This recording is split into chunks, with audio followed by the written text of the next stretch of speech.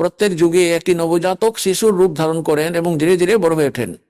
তাহলে ওই সময় যখন উনি নবজাতক শিশুরূপে আবির্ভূত হন, এটাও বিশেষত্ব পরমাত্মার একটি, ওই ভগবানকে পরিচয় করানোর জন্য নিদর্শন এটি, যে উনি শৈশব অবস্থায়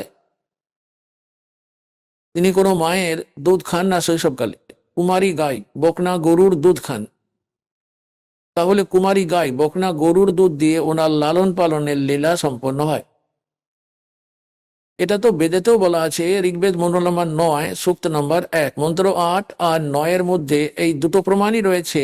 3 রকমের শরীর পরমাত্মা ধারণ করেন, আর নবজাত শিশুরূপে যখন উনি আবির্ভূত হন তখন ওনার লালন পালনের লীলা কুমারী গাই দিয়ে করা হয়। আর পরমাত্মা কবিরজি যখন 600 বছর আগে এসেছিলেন তখন এই লীলাটিই করেছিলেন। উনি তো এই একই লীলা করেছিলেন। 25 দিনের হয়ে গিয়েছিলেন কিন্তু কোনো কিছুই খাননি। মা বাবার তো ভীষণ চিন্তা হয়ে গেল। তাই তখন ভগবান শিব চলে এলেন শিবপুরী থেকে কবির পরমাত্মার আদেশেই। যে ধরনের এখানে দেখুন, এখানে একটি প্রদেশে প্রাদেশিক মন্ত্রীরা থাকে,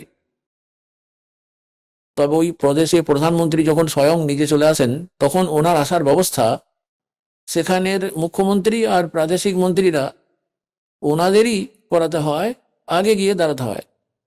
একই প্রকারে এখানের মন্ত্রীরা হলেন শ্রী ব্রহ্মাজি রজগুণ বিভাগের, আর বিষ্ণুজি হলেন শতগুণ বিভাগের, আর শ্রী শিবজি হলেন তমগুণ বিভাগের। পরমাত্মার যে দুজন পালক পিতামাতা ছিলেন নিরু আর নিমা নামের, পেশায় জোলা ছিলেন, কিন্তু ওই জন্মেই আগে তো ওনারা ব্রাহ্মণ ছিলেন। গৌরী শঙ্কর আর সরস্বতী ওনাদের নাম ছিল। মুসলমানরা ওনাদের জবরদস্তি বাই ফোর্স ওনাদের মুসলমান বানিয়ে দিয়েছিল, আর হিন্দুরাও ওনাদের তারপর জাতিচ্যুত করে আলাদা করে দিয়েছিল। আগে তো ওনাদের পূজা অর্চনা করে সংসার চলতো, কথা শুনিয়ে যা পাওয়া যেত সেই সমস্ত দক্ষিণা থেকে যে সংসার চলতো সেটা বন্ধ হয়ে গেল।